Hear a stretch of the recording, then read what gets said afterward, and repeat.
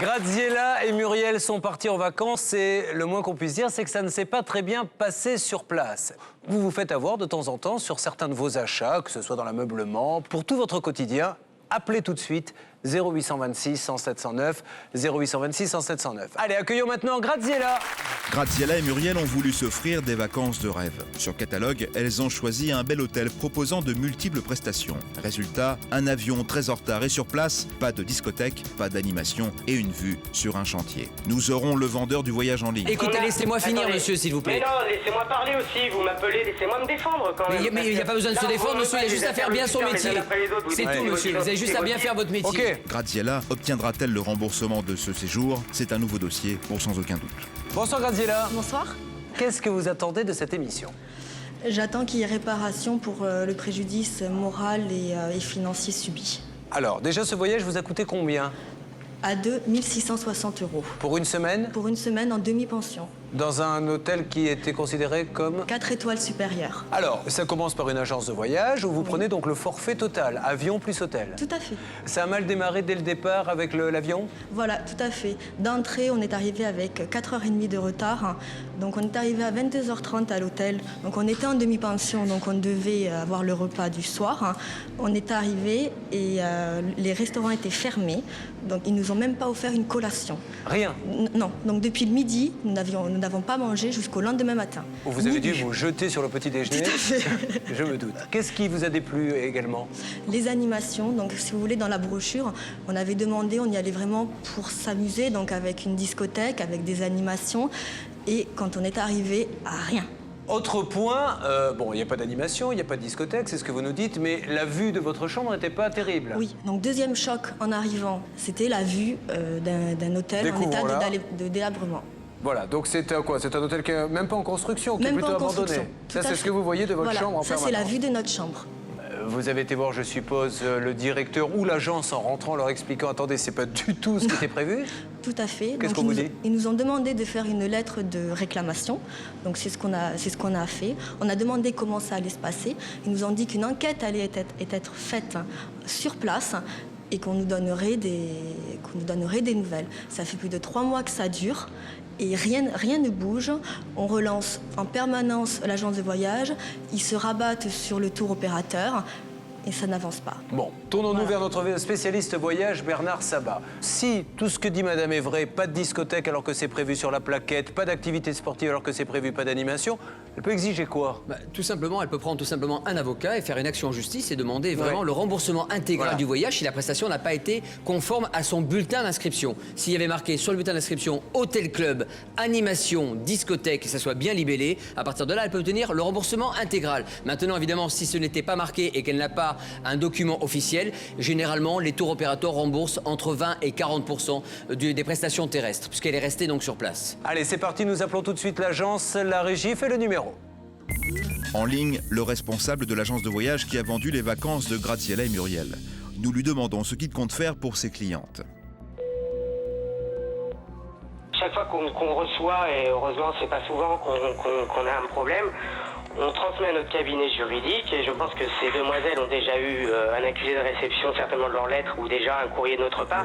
Après si on leur a dit que ça prenait du temps, mais je suis Vous avez reçu des désolé, courriers? ça peut prendre du temps. Monsieur, écoutez-moi, elles n'ont rien reçu. Rien de rien, ni de votre cabinet, ni de c'est personne. étonnant. Et ça fait 3 mois maintenant. Ah, mais 3 mois, attendez, un litige comme celui-là, généralement, il se traite rarement en 3 mois, malheureusement. Effectivement, il y a des enquêtes. On est un intermédiaire, vous le savez très bien, on se retourne contre un tour opérateur. Alors C'est le système normal, c'est-à-dire que le client final se retourne vers moi, moi je me retourne vers mon intermédiaire. qui est le tour opérateur. Ça se passe pas tout à fait comme ça, Il se monsieur. retourne contre l'hôtel, c'est une chaîne, monsieur, vous le comprenez bien que je ne le Oui, ferai pas. mais monsieur, ça fait 3 Donc, mois. on attend. Eh bien oui, mais malheureusement, je le sais, ça peut paraître un peu long, mais dans notre profession, malheureusement, je n'y suis pour rien. Ça prend toujours Alors, pas mal de temps. Bernard Sabat, ancien agent de voyage. Monsieur Bernard Sabat, je suis consultant et je suis. On se connaît au niveau du voyage. Vous faites des sélections de produits avec des producteurs de voyage. Vous savez très bien que vis-à-vis de la loi, vous êtes totalement responsable de tout On est incident d'accord, qui arrive. monsieur. Écoutez-moi, laissez-moi finir. Je comprends votre souci aujourd'hui de dire que vous avez un intermédiaire, en l'occurrence, et en plus vous gérez ça par un cabinet juridique que vous avez cité précédemment. Ce n'est pas le problème de votre client. Votre client a traité avec vous, ça fait plus de de 45 jours. En règle générale, les réseaux, quels qu'ils soient, dont vous faites partie, donnent une réponse dans les 45 jours. Si toutefois, il y a un retard... Écoutez, laissez-moi finir, s'il vous plaît. Vous avez choisi un producteur de voyage. Je pense que dans tous les cas, il est de votre devoir vis-à-vis de votre client de le défendre auprès de ce tour opérateur ou de vous inquiéter auprès du service juridique qui est censé gérer ce litige, tout simplement pour donner satisfaction d'un client qui doit être justement content d'avoir choisi votre agence. Écoutez, monsieur, c'est ce que je fais. J'essaie de satisfaire mes clients. Ça fait plus de 3 mois, monsieur. Et on ne peut pas prendre pour argent comptant ce que nous dit un client, donc on est Monsieur, obligé de faire des vérifications. monsieur, ce n'est pas un client. Je vous rappelle qu'il y a des forums aujourd'hui, les gens ont accès à Internet. Il y a beaucoup de plaintes qui ont été formulées contre cet hôtel et non pas contre votre agence. Donc généralement, quand il y a un problème de cette... C'est possible, Mais monsieur, dans la mesure où c'est vous qui le commercialisez, donc monsieur, il faut prendre vos responsabilités. Ça veut dire qu'à un moment donné... On les prend, nos Monsieur, si vous les prenez, je veux dire, montrez-nous que vous êtes capable de le faire, sinon on va appeler votre direction générale et leur demander, eux, des comptes. Je suis désolé, je sais, 3 mois, c'est long. Et moi, j'attends la réponse et je fais le nécessaire, monsieur, je peux vous l'assurer, pour que mes clients soient satisfaits. Je peux vous le dire. Et on relance, et on tient aussi au courant nos clients. Oui. Voilà, je suis désolé. Mais non, on ne tient pas au courant. Non, monsieur, vous ne dites pas que vous tenez au courant les clients. Monsieur, vous ne tenez pas au courant les clients. Vous faites votre boulot, ça peut-être, je ne le nie pas, mais ne dites pas je tiens au courant les clients, puisque vous avez fait que lui dire, ok, on s'en occupe. Mais depuis 3 mois, est-ce que vous lui avez donné un coup de fil en lui disant pas de nouvelles du tour opérateur, effectivement, il n'y avait pas dit rien? Bah attendez, je vais le vérifier, monsieur, je vais essayer de retrouver Alors ce oui, dossier. maître de Dans comment? mon bureau, j'étais avec des clients. Vous me prenez comme ça au pied levé, je suis désolé, j'ai pas de dossier là devant les yeux, je vous dirai. Elles sont venues, combien de fois êtes-vous venus? Tous les 15 jours en moyenne, on venait vous relancer, monsieur. Est-ce que vous m'avez vu une seule fois, moi? Vous, non. Bon, ben voilà. C'est dommage. Donc, Ah bah alors ça veut dire que quoi? Les autres, ils servent à rien. Mademoiselle, sur un problème comme celui-là, vous auriez dû demander à me parler. Ah, c'est votre faute, madame. Il fallait pas parler aux Mais autres, les non, autres ne je servent à ne rien. dis pas que c'est votre faute, mais... Allez sur Internet, sur quel forum avez-vous été, madame? Vous allez sur n'importe quel forum. Et vous tapez le nom de l'hôtel? Voilà, j'ai tapé le nom Mais non, de, mais je j'ai viens tapé, vous voir, j'ai mais tapé dans le nom ce de cas-là, l'hôtel. voilà, Et croyez-moi que les appréciations, elles sont pas très bonnes. Mais non, mais je veux bien vous croire, mais là, attendez, dans ces cas-là, je peux vous retourner le compliment. Pourquoi vous n'êtes pas allé sur Internet plus tôt et regarder aussi ce qu'on vous avait vendu? Ah d'accord, bon ok. Non, vous avez raison. C'est pas un argument, renseignez-vous. Donc monsieur, avant d'entrer dans votre agence... Non, si j'ai bien compris, notre problème à l'heure actuelle, il est de savoir où en est le dossier de madame, où en est ce litige. Je voulais vous donner une réponse, je m'y engage, Ok. je vous la donner le plus rapidement possible. On n'est pas prêt à dire le forum, machin, etc. Monsieur, On parle juste de madame. 1600 € quand même, hein. Monsieur, je Pardon vais, 1600 je vais € le juste voyage. rétablir quelques petites vérités qui sont importantes parce qu'il y a quand même des millions de gens qui vous écoutent et moi je suis là aussi pour défendre cette profession d'agent de voyage. Monsieur, vous n'êtes pas le meilleur ambassadeur des agents de voyage sur un plan. Vous êtes responsable d'agence et vous osez dire à la dame que si elle avait fait Mais non, accès mais au vous faites- forum mais non, beaucoup mais plus tôt... Vous me dites, on est allé sur des forums. Je dis, mais C'est pour attendez, vous dire tout mais- simplement que mais quand non, on a mais un quand litige, votre monsieur, et quand discussion, on est elle responsable arrête, d'une... attendez. Monsieur, quand on est responsable Alors- d'une agence de voyage et qu'on reçoit un courrier, en règle générale, et j'étais moi-même patron d'agence de voyage, Monsieur, général... Écoutez, on a- laissez-moi finir, Attendez. monsieur, s'il vous plaît. Mais non, laissez-moi parler aussi. Vous m'appelez, laissez-moi me défendre quand même. Mais il n'y a pas besoin de se Là, défendre, vous monsieur, il y a me juste à faire bien son les uns métier. après les autres, vous C'est dites- tout, monsieur, vous avez juste à bien faire votre métier. Ok. C'est tout. Laissez-moi parler. Allez-y. Voilà. Bon, le problème qu'il y a, c'est sur la longueur d'un traitement de litige. Ce litige, on va écourter cette longueur, je m'en occupe personnellement. Allez, vous pouvez nous donner une réponse quand? Je vous l'ai dit avant la fin de la semaine. Ça marche. Merci Voilà. beaucoup, monsieur. Je vous en prie. Au À revoir. bientôt, au revoir.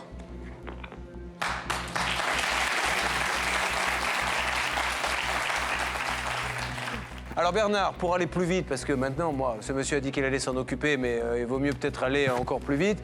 Vous allez quitter le plateau pour essayer d'avoir une conversation avec le tour opérateur? Oui, je crois qu'il faut, à un moment donné, parler au bon Dieu plutôt qu'à ses saints. On va aller chercher carrément l'information à la source et voir pourquoi ce tour opérateur n'a pas traité ce litige un petit peu plus rapidement. Allez, c'est parti, on applaudit Bernard. En coulisses, Bernard Sabat a pu joindre le président du tour opérateur. C'est lui qui a vendu le séjour à l'agence de voyage. Il est en ligne. Nous attendons de sa part une proposition. Compte tenu du fait qu'il s'agit d'une jeune fille de 20 ans et de son ami et qu'ils avaient consacré beaucoup de temps à ramasser cet argent pour effectuer leur voyage, nous avons décidé de leur offrir une semaine à Marrakech dans un hôtel 5 étoiles, en chambre et petit déjeuner, le vol compris, en dehors des vacances scolaires. Et j'espère que cela leur fera plaisir, ça leur permettra de voir autre chose que la Tunisie et de voir Marrakech qui est aujourd'hui une ville de jet-set, qui est une ville très en vogue en Europe. Est-ce que ça vous va? Une semaine complète, tout à 5 fait. étoiles à 2 avec l'avion. Merci, monsieur. Parfait. Un petit mot. Je peux rajouter quelque chose? Alors, mademoiselle voulait dire quelque chose. Monsieur, bonjour, je voulais juste vous remercier pour le geste, hein, parce que Merci, moi, madame. je voudrais juste vous dire, ça fait 5 ans que je n'avais pas eu de vacances. Je suis actuellement à la recherche d'un emploi. Ces vacances, c'était pour moi des vacances de rêve et qui se sont transformées en véritable cauchemar. Donc merci Je le beaucoup. regrette beaucoup et je ferai le maximum pour que vous ayez, en plus de la semaine à Marrakech, une invitation dans un riad ou quelque chose pour vous aider à oublier ce mauvais souvenir et surtout à garder un bon souvenir du Maroc, de Marrakech et de l'entreprise qui vous sert, dont je n'ai pas le droit de citer le nom.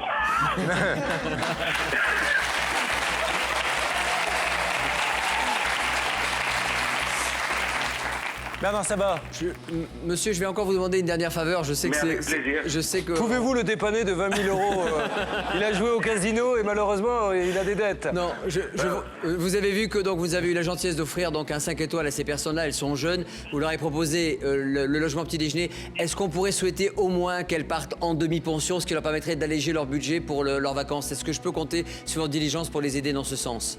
Eh bien, avec plaisir. Il y a Ah pas de bah problème. voilà, alors c'est en demi-pension. Merci beaucoup. Les jeunes filles. Merci monsieur de votre gentillesse. Merci beaucoup en vous souhaitant une bonne journée et vive le Maroc alors. Merci beaucoup. Au revoir. Merci. À bientôt.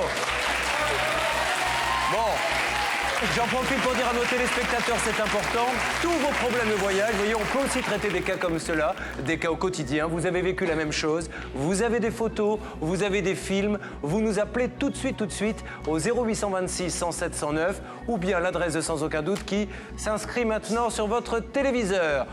On vous souhaite de bonnes vacances, envoyez-nous une carte postale. Tout à fait, j'y À manquerai bientôt. pas. Merci Au beaucoup. revoir. Bravo Bernard, merci.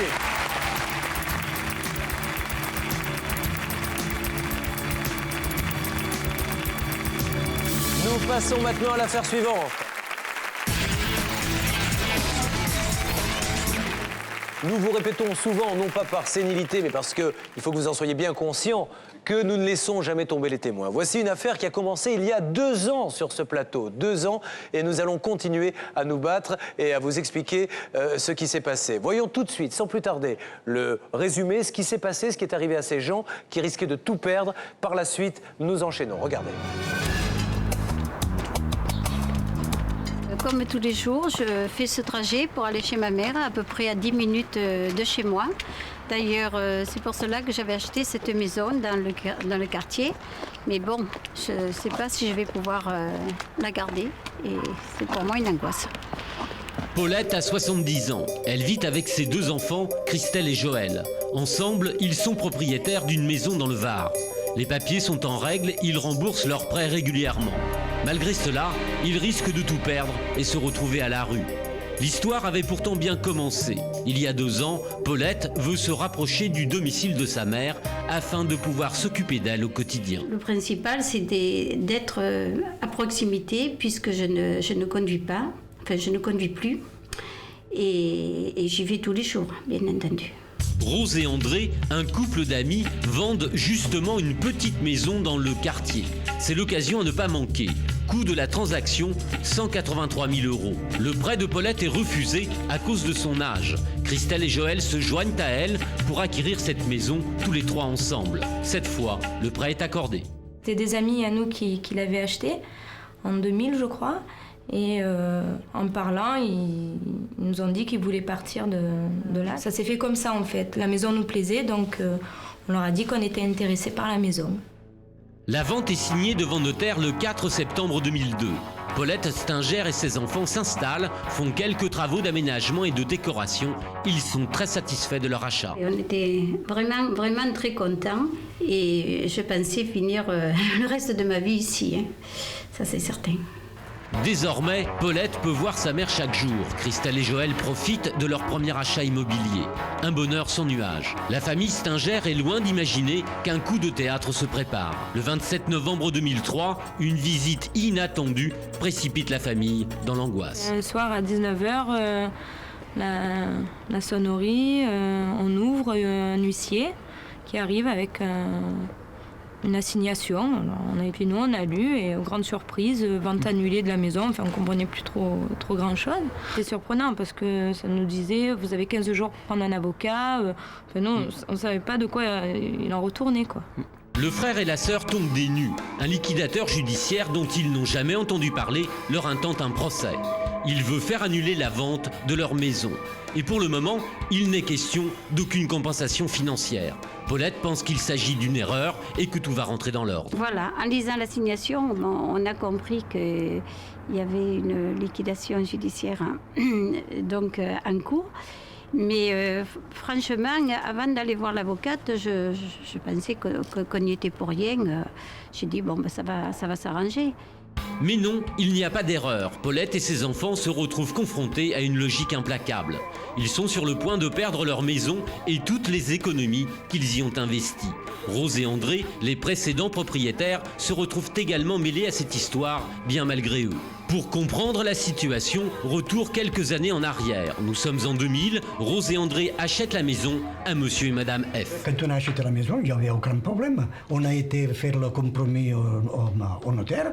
Et le notaire, il a fait les papiers qui correspondent pour un compromis, ça a été tout parfait. Cela semblait parfait, mais c'était loin d'être le cas, car les époux F sont en liquidation judiciaire depuis la faillite de leur restaurant en 1996. Ils ne peuvent pas disposer de leurs biens. Malheureusement, en 2000, cette information essentielle passe inaperçue et la maison change de main. Tout le problème est là. En 2002, Rose et André revendent leur maison dans les règles et en toute bonne foi. En novembre 2003, le liquidateur demande l'annulation des 2 ventes successives. Il cherche de quoi éponger les dettes des époux F. Les Stenger sont en bout de chaîne, pas de chance. Si la vente est annulée, il ne leur restera plus qu'à partir et sans un centime. Rose et André n'y sont pour rien, mais ils se sentent un peu responsables. Ça nous embête, mais vraiment, heureusement que c'est des amis qui ont une confiance aveugle avec nous et nous aussi avec eux. On est toujours vraiment des bons copains, heureusement, mais ça m'a travaillé pendant des mois et des mois, j'en dormais pas. Pour Rose et André, le notaire de la première vente serait fautif. S'il avait correctement effectué toutes les vérifications d'usage, rien ne serait jamais arrivé. André appelle son notaire. Il aimerait que celui-ci reconnaisse son erreur et fasse jouer son assurance. Surprise, malgré plusieurs courriers, plusieurs entretiens, le notaire prétend qu'il n'est pas au courant. Alors je vous téléphone, je suis venu chez vous avec mon fils, ça fait déjà quelques mois, hein, et vous aviez reconnu vos torts. Je vous dis pas non, monsieur, mais là, si votre avocat ne m'écrit pas, je peux rien faire, je peux pas bouger. Hein. Quelques instants plus tard, changement de ton, le notaire est beaucoup moins affirmatif. S'il y a un litige, un problème, je transmets le dossier à mon avocat et après, le dossier m'échappe complètement. C'est plus moi du tout qui le gère, c'est l'avocat. Donc, mon avocat, moi, a dû se mettre en rapport avec le vôtre. Si effectivement, il y a eu une erreur de l'étude, si on n'a pas fait les recherches qui étaient adéquates, la compagnie d'assurance payera. Hein. Il n'y a aucune raison que la compagnie d'assurance ne paye pas. Dans un instant, la suite de ce document. La famille Stenger est propriétaire et paie un crédit pour une maison dont elle risque d'être expulsée. Je gagne pas beaucoup, j'ai déjà la moitié de ma paye qui part en crédit. J'y arrive, hein, mais au bout de 2 ans, on vous dit non, mais ça sert à rien, vous allez partir. L'angoisse est totale pour les Stenger. Acheteurs de bonne foi, ils doivent quitter leur maison d'ici 15 jours. C'était vraiment la maison de nos rêves, quoi. La raison, une liquidation judiciaire qui n'aurait pas été contrôlée. Est-ce que vous avez dit au notaire que vous étiez en liquidation? Qui est responsable? Le notaire, le liquidateur judiciaire ou le vendeur qui aurait caché sa situation? La réponse, dans un instant, dans Sans aucun doute.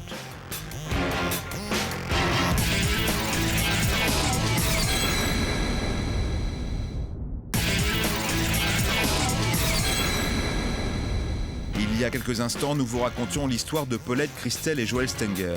Cette famille vit dans l'angoisse d'être expulsée d'une maison qu'elle a régulièrement achetée.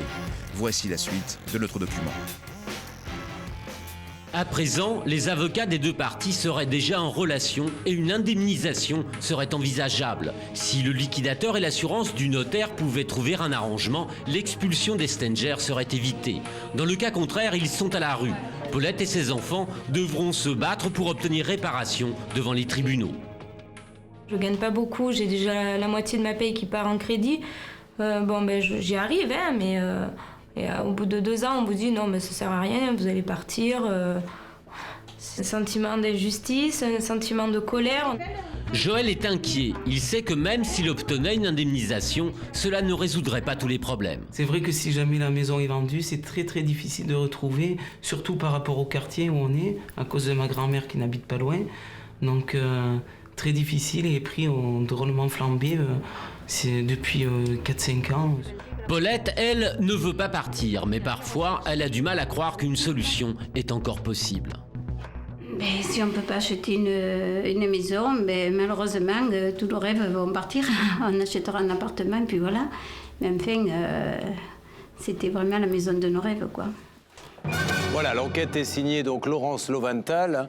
J'espère que vous avez compris que c'est une terrible injustice et qu'encore une fois, je me répète, mais je crois qu'il le faut, ça peut arriver à n'importe lequel d'entre nous. On achète une maison, on ne peut pas remonter comme ça au 4e, 5e vendeur, et puis un jour on vous dit vous partez et vous avez perdu une grosse somme puisque cette maison valait un petit peu moins de 200 000 € à l'époque. C'est quand même une grosse somme. Bien sûr. Ouais, d'accord. Maître Michel, première question. Est-ce qu'un notaire se doit de vérifier quand il y a une transaction que celui qui vend a vraiment le droit de vendre ou est-ce qu'il n'a pas une casserole qui fait qu'on stoppe la vente? Le notaire a l'obligation de vérifier ce qu'on appelle la capacité des parties. Si quelqu'un n'est pas sous tutelle, par exemple. Mais lorsque c'est un problème de liquidation judiciaire, il n'a à le vérifier que s'il peut supposer, les tribunaux disent qu'il y a un indice de ce que la personne est commerçante. Sinon, si vous déclarez employé de bureau, je ne sais quoi, il n'a pas à le vérifier. Heureusement, dans le malheur de nos amis, dans l'acte de vente qui avait été fait à l'époque par les personnes en liquidation, il est indiqué comme profession de la personne qu'elle est responsable de boutique. Donc, le notaire aurait dû vérifier. Heureusement, parce que si ce n'était pas le cas, si ça avait été dissimulé au notaire, qui de bonne foi ne l'aurait pas vérifié, on ne pouvait rien faire. Personne n'y pourrait rien. Et il n'y aurait c'est pas ça. l'assurance du notaire et ça serait vendu. Nous allons demander maintenant à ces dames ce qu'elles attendent aujourd'hui de cette émission sans aucun doute. Je suppose que c'est pas facile pour vous d'être là aussi, madame. Alors qu'est-ce que vous attendez de l'émission? Eh bien, il y a longtemps qu'on suit les émissions, on sait que vous avez beaucoup de poids et on espère que, avec votre aide, eh bien, la maison ne soit pas vendue. Alors je ne vous garantis pas que ce sera le cas, mais je peux vous garantir que nous allons faire tout pour. D'accord? Merci. Nous allons donc commencer par appeler ceux qui, les premiers, ont vendu cette maison et qui n'auraient pas dû la vendre puisqu'ils étaient en liquidation, qui donc maintenant sont dans les îles où, d'après nos informations, aurait monté un bar internet. Donc visiblement, l'argent de votre maison a servi à ouvrir ce cybercafé. Nous allons essayer de la joindre. La régie fait le numéro.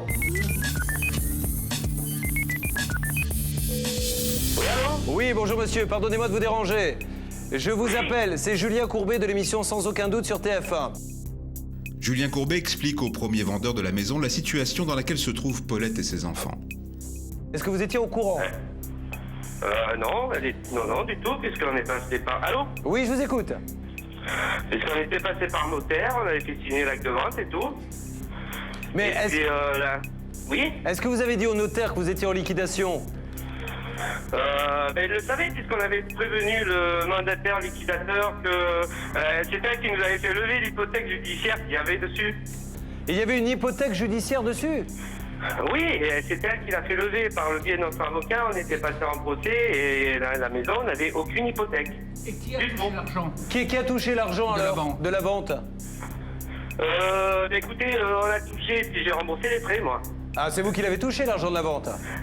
C'est les frais qui ont touché, quoi. On a remboursé. Oui, c'est les frais de crédit. Mais donc ça a remboursé que les crédits, il n'y avait rien en plus? Ça n'a remboursé que les crédits, en fait.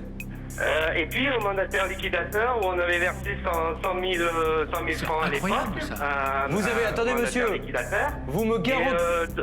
Oui. Est-ce que vous pouvez m'écouter une seconde, s'il vous plaît? Oui. Monsieur, c'est très important ce que vous nous dites parce qu'on essaie d'aider une dame de 70 ans qui va être expulsée. Mais vous, visiblement, vous avez fait les choses parfaitement en règle. Mais est-ce que vous pouvez me confirmer, monsieur, que vous avez donné une centaine de milliers de francs à l'époque au mandataire liquidateur sur la vente? Oui. 100 000 francs. Eh bien, merci, monsieur. Je vous souhaite une bonne journée. Merci, au revoir. Merci, au revoir.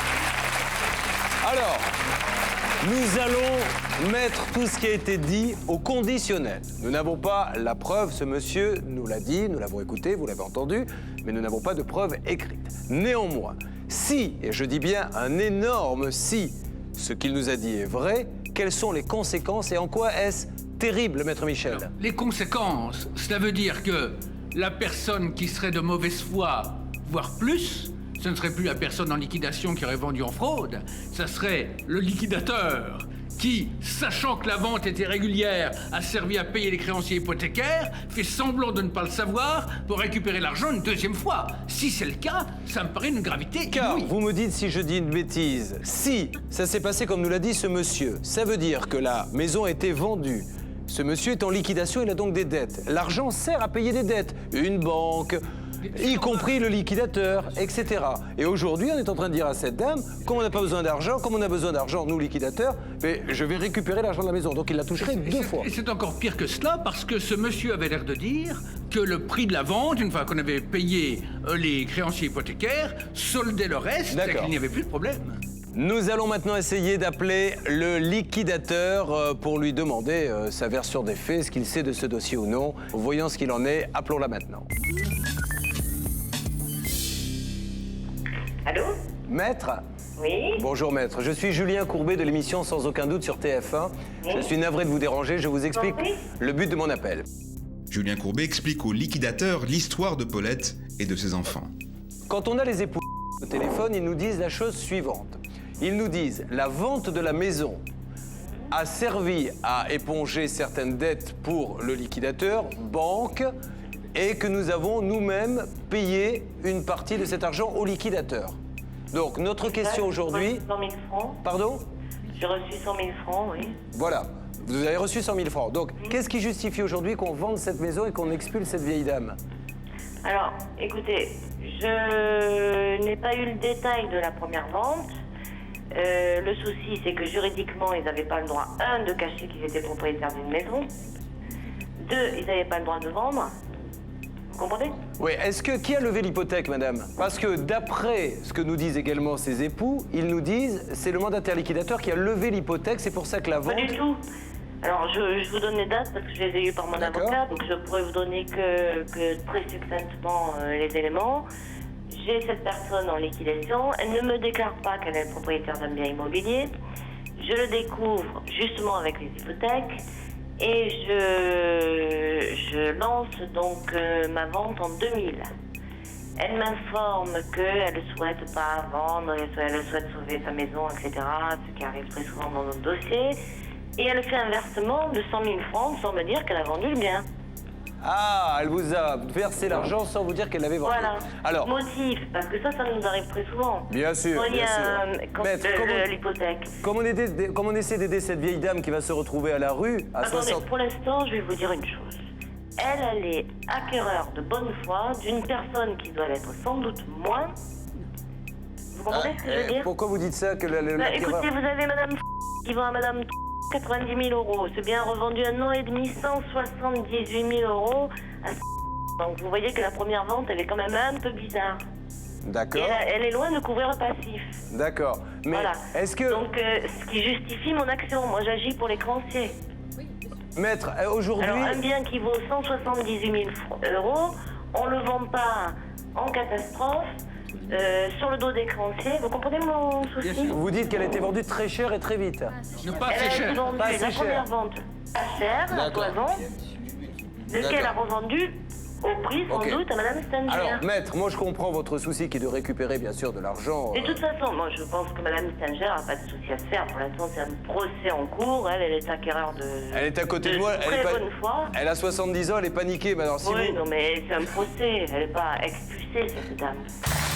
Le liquidateur nous avait rassurés à l'époque, mais il subsistait un doute quant à la suite des événements. Entre-temps, les équipes de Sans aucun doute ont travaillé pour aider Paulette et Christelle Stenger. Nous les accueillons à nouveau ce soir.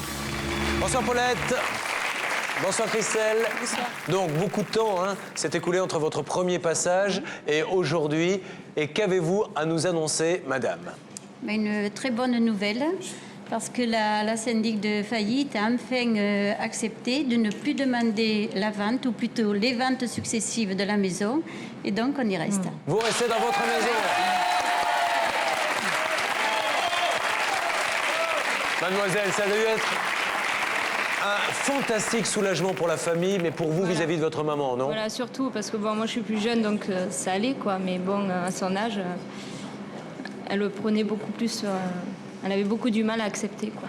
Elle dormait plus. Moi, je dormais, elle dormait pas.